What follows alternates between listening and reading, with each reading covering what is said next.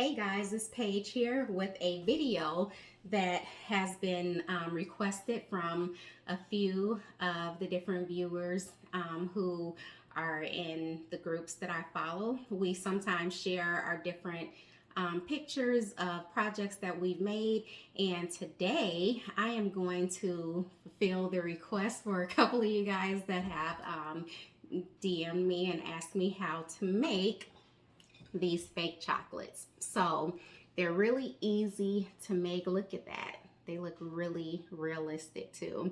They're fun to make for you and your family. And I mean, how real do those look? I would definitely want to eat those. And so I've had a couple of kids who've come over who actually have wanted to eat those and they've touched them. So we are going to make sure we keep these away from littles because they are made with hot glue and paint and things we just don't want them eating. So make sure you keep these away from your littles. These are for decoration only, although they look really realistic. So let's start on the process that we go through to make these fake chocolates. So you are going to need a chocolate mold. This is a Wilton chocolate mold. I actually believe I got this one at either Walmart or maybe Michael's. I'm not sure, I can't remember because I've had this mold for a couple years, but they still have chocolate molds, and so you'll easily be able to find them. Also, you'll need glue sticks. That's what the chocolates are actually made out of. We're gonna cut small pieces of glue stick that can fit inside of each of the mold, and what we're going to do is make sure that we have these filled all the way up to the top.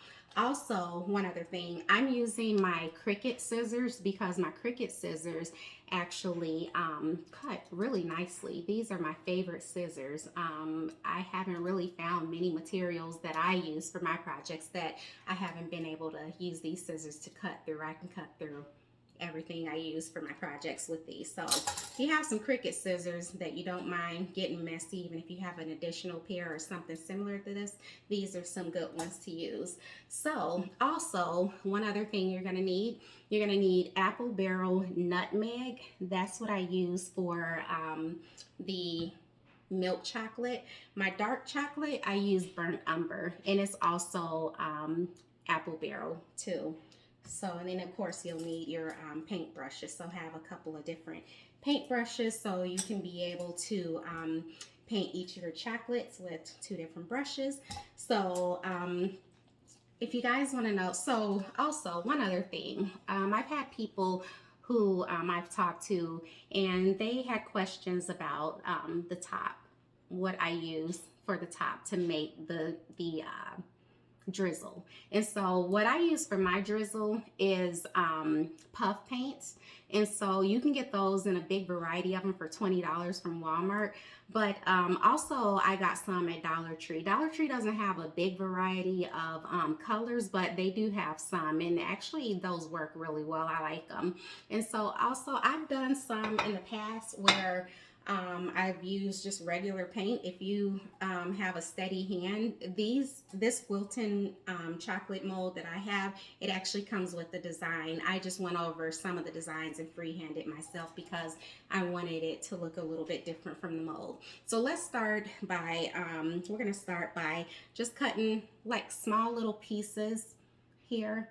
We're gonna cut them small enough to fit in the mold. And we wanna have quite a few of them in there. Don't cut up really big pieces because otherwise it's either going to overflow or you're not going to have them fit all the way in where you can actually see how it looks in the mold and see how much you're going to need to actually fill up the mold. So just try to cut small pieces. It'll help you to better gauge how high up your chocolates are going to be. If you don't want thick chocolates, because these are pretty thick chocolates, if you don't want them thick as the mold, just fill them up halfway, then they'll be a little bit smaller than what the actual chocolates are, but you'll still get the actual design, which is what most people probably are going for.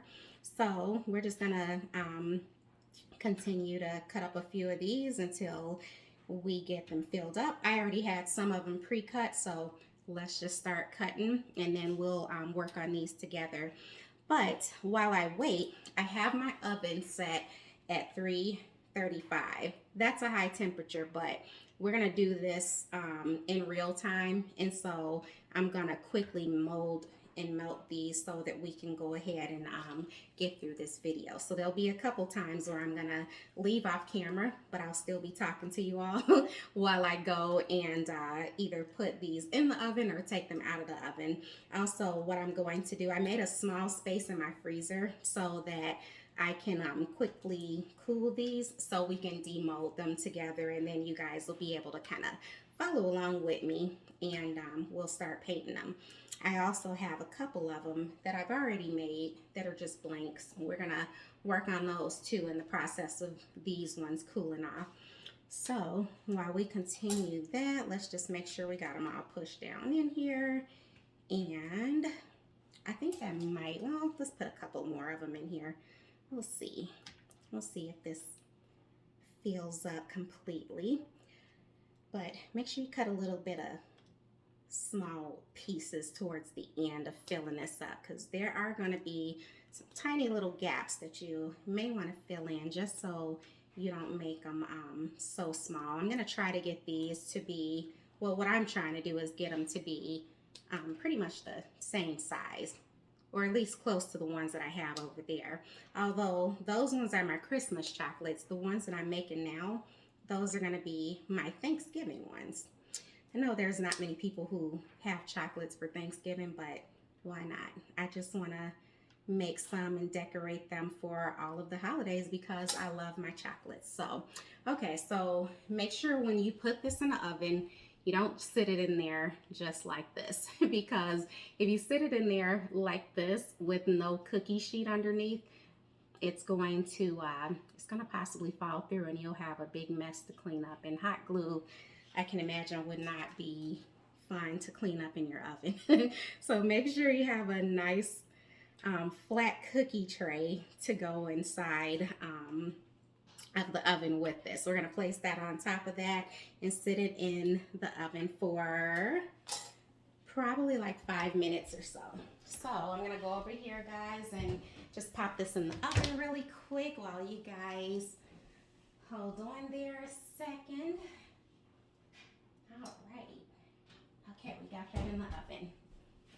All right, so it's going to be about 5 minutes on that, and then we'll take that out and yeah, we'll get started. Actually, I forgot to put the timer on, so, and I'm going to say 5 minutes, but it may be a little bit longer, but let's just see. In the meantime, while we're waiting on that, I'm going to show you guys these couple that I already made. So this one, I don't know if you guys can see because the design, oh, there it is. The design, this is the design that my chocolates come with. And they're pretty thick. And they come with a design only on the top. So here's the dark chocolate one. And yeah, we're going to start on these. So what we're going to do with these, we're going to use the design that it comes with already, because I think that'll be easier for me to just go by that instead of freehanding it. When I freehand it, sometimes it takes a little bit of time because as I'm turning them, I have to wait for it to completely dry. So we're going to take I use the Puffy brand puff paint, and I got this. It's a huge variety. I got all of these, and I can't remember how many were in the set, but it was a really big set that I got from Walmart, and I believe it was like $19.99, so $20. So what we're gonna do is we're gonna use the design that's on here already. So let's follow that. We're gonna follow that design and just go around, and we're gonna try to keep this puffy paint on here going as smoothly as possible, because sometimes this one's a brand new one, so hopefully I won't have any of those little plops that come out, and then it's like a bubble, and then next thing you know, you have a mess, or you have a big blop there that just doesn't really make what you're making look appealing anymore, because once it pops, it splats. It makes this little splatter that's just can ruin. It has ruined a couple of my projects. Oh, there we go. It just did it now. But thankfully, let's see if we can salvage that. Yeah, I was able to go around that and it was not a problem. So we're just going to keep on going around, following the pattern. And then when I get done, I'll show you guys what that looks like. But these are really fun to do. I mean, you can do these with your kids if they are bored and they just want to do something, have them help you do a couple of these. It can also be used as a ornament too. So if you have, if any of you guys are doing like a candy themed Christmas tree, and you don't want to use these for a tier tray, or you're just using them for decoration, it's so many options that you can use these for. You don't have to just use them as chocolates for a tier tray. If you want to put them on your Christmas tree, you can do that too. And these would be a nice project for that. All you need to make this into an ornament is an eye pin. If you just stick an eye pin at the top, it's hot glue. I'm sure that it'll be pretty easy to poke through there. So if you just put an eye pin in there, you can go ahead and make sure you have that hook, and yeah, put your tree hook on there and go ahead and make you a chocolate Christmas tree. That sounds like a good idea. Maybe I might put a few of these on my Christmas tree. The ones we're making today are going to be Thanksgiving though. These are going to go on my tier tray. But so far it's looking good. Sometimes, guys, the paint does try to run, but it's okay because it still looks good. I've had a few of them do that with those, and what I did was use another color to kind of go over it to cover it up, and we made swirls on them and made drizzles, and couldn't really see where those mess ups were. So you might have a few. I'm still learning and working with the puff paints. I have used them in the past, but this has been the time that I've been using them like more and more often. The holidays. During the year, I don't really delve into using them too much, but we'll see. Maybe I might start doing more of them because, you know, it's fun. It's a fun project to do, and we all like doing our projects during the holiday. Maybe I might start doing some summer ones. I thought about it, and I think that even Valentine's Day would be a good day to have like cute little chocolates out. And so instead of you having your real ones, you can do your fake ones as your decorations that you can just look at all the time and actually enjoy and eat your real ones. That's what I'm gonna do, at least. But now we're gonna do the green ones. We got about a minute left on that oven before it goes off, or less before that goes off. Then we're gonna check on those chocolates that we're melting, and then we are going to put those in, there we go. We're gonna put those in the freezer so that they can so that they can, that's not what I meant to say. Not so they can melt. We're gonna actually let those dry. We're gonna cool them. So I had that on 5 minutes. I just moved it up to 350, and we're gonna leave it in there a little bit longer. I see that a few of them still have a few little bubbles in them that are not completely melted, and so because of that, we're gonna just leave those in there a little bit longer, let them cool, or let them melt a little bit longer, and then we'll let them cool afterwards. So this video is turning out to be a little bit longer than expected. But for you guys' sake, at least you can continue to work on these with me as we go. And then we'll keep on talking. You guys message me some ideas or comment me some ideas that you guys would like for me to do, like different holiday themed ones, or if you want them to have a different design, or if you want it to be a different kind of chocolate, or different varieties, or different chocolates that you guys may know of. And just let me know what you guys think of this project too. And if you all would want to have more of these, maybe for Valentine's Day, we'll try to do some heart ones. The hearts might be a cute one. And yeah, I don't know, just message me some ideas on ones that you guys would like to see other than these rectangular ones. I do have another mold that is more of a square and some smaller like rectangles, and so we'll work on some of those too. And then we will get all the colors on these that we want, and this will be more of our Thanksgiving theme. Also, another thing that I thought about with these chocolates, I don't know if I really see chocolates with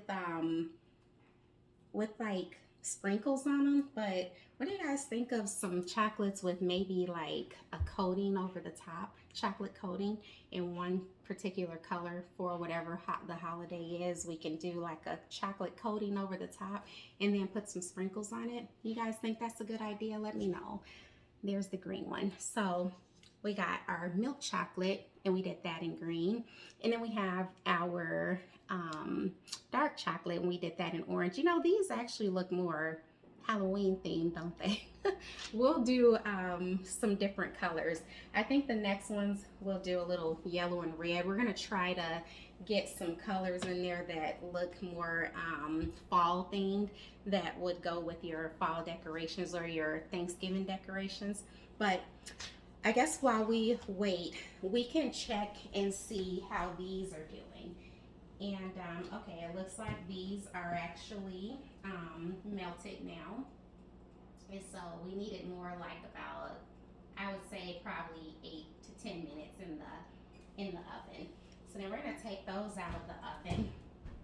And then we are going to take them off of the tray and just carefully put those inside of your freezer.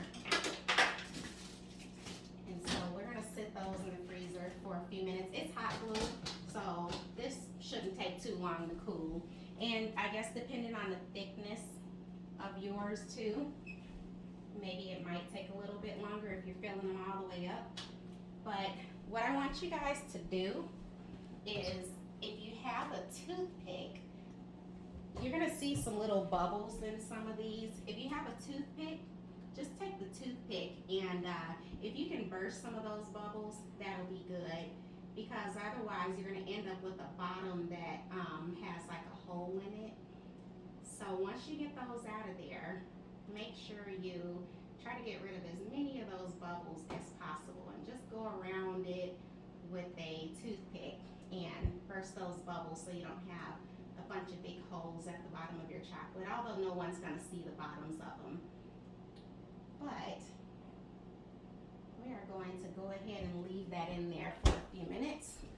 And I just took a little toothpick and popped those bubbles so that we can have a flat surface. So while we wait, I am going to show you all the preview of the next project that I'm going to do. It's not a preview, it's going to be, I'm going to show you guys what I'm making next. So this was a highly requested video or project that you guys wanted me to do a video on, and this is my fake pumpkin pie. It's a fake pumpkin pie, and a lot of you guys wanted to know how to make that, so I'm going to make that. Also, I have this too. This one is the fake cherry pie with big whipped cream dollop on top. So this one is going to also be another video. I'm gonna make them 2 different videos of these so you guys can see how that's made. And then this is not a fake bake, but there's not many projects out there I see with like turkey projects, stuff for Thanksgiving. I made this and I'm gonna show you guys how I made that. So that's gonna be 3 more projects that I'll be doing coming up here in time for Thanksgiving. So I know you guys have been waiting and you want to know, I've got a lot of people who are asking about that cherry pie. we're gonna make it. The thing is, that pie, I was just kind of fooling around with and making. That cherry pie was one of my first pies that I made, and it's really heavy. So it's not going to be a pie that we make that's going to actually be something you want to mail out, because that pie is really heavy. I made that pie with salt dough. So I'm going to show you guys a more simple way to make that pie. So if you're making these as gifts and you just want to be able to give these to somebody, or you're mailing them out because you're selling them, whatever the case may be while you're doing these pies, I want to be able to make sure that they are being sold and not, I don't want you to have to pay an arm and a leg for shipping. So I gotta figure out, and I think I have it, but I've got to figure out a way to make this more mailer friendly because you don't want to ship that cherry pie out. That cherry pie is really heavy. So I think I have a good idea on how I'm going to make those. So I will share that video with you all once I have completed it, and I'll be working on it, and hopefully I'll have both of those videos ready within this week. So I'm going to check on the chocolates again. I'm sure that they may not be cooled off just yet. I'm kind of rushing it for the sake of this video. Nope, not just yet, but we are going to just talk about a few more things with these chocolates. So this particular chocolate, it's actually one of my favorites because it's the only one that I did completely around each edge.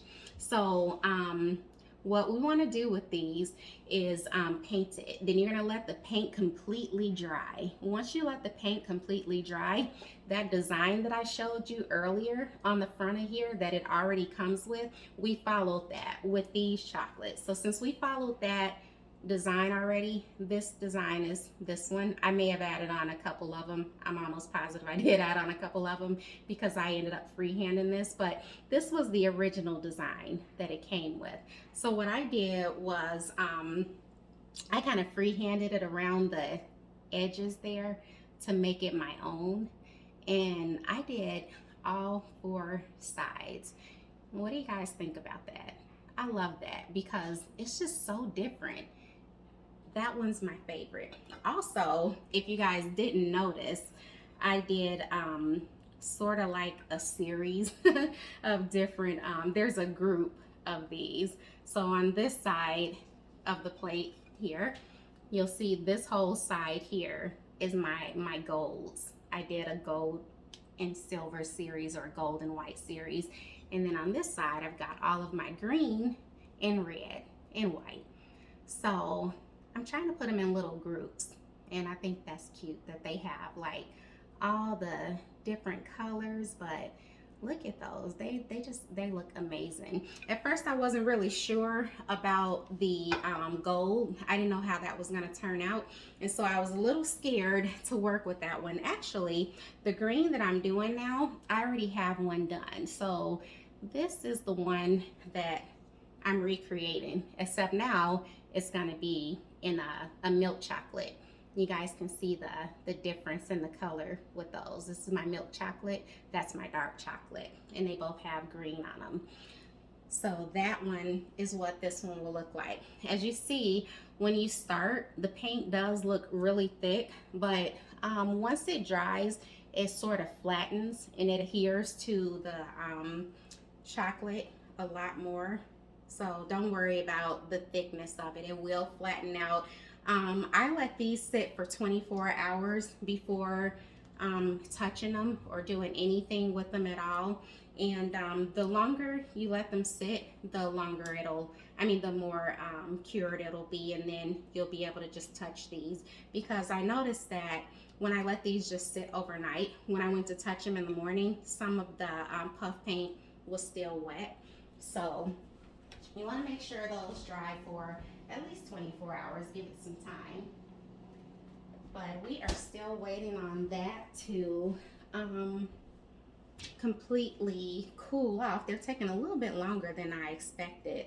them too. So in the meantime, like I said, we can do a little bit more talking about these ones that I have already done. So with this dark chocolate, I ended up doing a drizzle, and I don't know if you guys can really see that. It doesn't look like it's really coming up clear on there, but that one is a drizzle that I ended up doing with white and gold. And this was something different. I just wanted to do all the different colors. I don't know if I really like that gold on that one. I love the green and the red. Those ones are really pretty. So this one actually was one of my favorites too. It's the only white chocolate that I have besides this one. And as you can see, this was one that I did with just regular white paint. It was really bright, and I didn't expect for my chocolate to be so white, but I actually still really like this. But if you look at it, with this white chocolate compared to this one, you have a more of a creamy color with that one. I like the creamy color, so I probably won't be doing the all white anymore. So when we do our whites for our chocolate, what I did was I added a little bit of white paint with some of my yellow paint, I believe, and then I'm sorry, I added my white paint with a little of my khaki paint. And what I did was just mix those through until I got the color that I wanted, and that's when I ended up with the more creamy color, and I really like that one better. But if you like the white and you want it like more of a snowball-y white color, you can go ahead and just keep it plain white. But that's what it'll look like, plain white. This is what it'll look like mixed with the white and the khaki. So you can do it either way you want, but the milk chocolates are just, like I said, those ones are just going to be your nutmeg by Apple Barrel, and these are matte acrylic paints too. You can use gloss if you want a glossier look, and burnt umber Apple Barrel. So let's go check on those again, because these are taking a really long time to completely cure here or dry. So this is what it looks like. They aren't completely dry, but we're gonna see what this looks like. Hopefully we don't have a accident. You know, it wasn't so bad. They actually turned out pretty good. So you guys probably can't see the design on there because it's clear right now. We haven't done anything to it, but there's our chocolate, our first chocolate. So then we're gonna go through and feel which ones are cooling off here, and we will, whoop, that one popped right out. There's another one, and we're gonna keep on going and hope for the best here. And there's another one. Just keep on popping those out of here till we are all done. All right. They're still hot, but they're popping out, and we're getting a design on all of them, so that's good. These chocolates are going to be a lot smaller than I expected them. I should have filled my molds a little bit more, but it's okay. We'll work with what we have. So let's get this one popped out of here. So we are just going to do one of these because this video is already getting pretty long. So sometimes when you have these not filled up completely, they will have like this edge on the side that you can just cut off. Just cut that edge off, and then we are going to just go ahead and put the rest of those, that extra hot glue, right back into your mold, because when you put it back in the mold, then you'll be able to reuse it. I don't like to waste my hot glue, so I'm gonna make sure that I cut those right back into here. Hi, Bubs. And so my son just came home from school. So let's see. Let's make sure we get all of these cut off. Okay, there we go. Keep your extra pieces for your next set of glue that you're going to be making. Your next set of chocolates you're going to be making. So, okay. So we have that the fun part. Finally get to start painting. So we are going to take our apple barrel paint, and I usually just put down this parchment paper, and then I am going to take a little glue or a little paint and start painting over this. And then we are going to, sorry guys, I have a call coming in while I'm doing the video. I don't know if you guys can hear it, but I can see it. And so I don't know if you guys can hear it at all, but I don't want that on here while I'm doing the video. So we are going to just keep on painting, and then you can just sit it down so you can get all the sides. This is going to take 2 to 3 coats because it's hot glue. It takes a couple coatings to be able to cover it up completely. You may have a few little bubbles in here, which is okay. When you start painting and it fills them in, it fills it in pretty nicely, so you shouldn't have anything to worry about with those bubbles being in there. Just go ahead and go over that and keep on with your project. So yeah, so this is basically it, guys. Like, once we get done painting this, then that'll be all. That'll be all you do. It's really simple, really easy. All you have to do is just paint and go over the design. Make sure that you are filling your up your cups completely, the mold cups for the chocolates completely, because you don't want to end up having small ones like what I just did accidentally because I was rushing. So these are going to be a little bit smaller than the ones that I have, but it's okay. These are going to be a total different series of chocolates, so at least they'll all be the same size. So again, I'm looking forward to you all checking out this video and my next video that will be coming out, which will be the pumpkin pie. And I know this was a long video, but hopefully it went in a time period that was real life for you guys, so you can see the actual time that it takes to make these, which was a little over 30 minutes.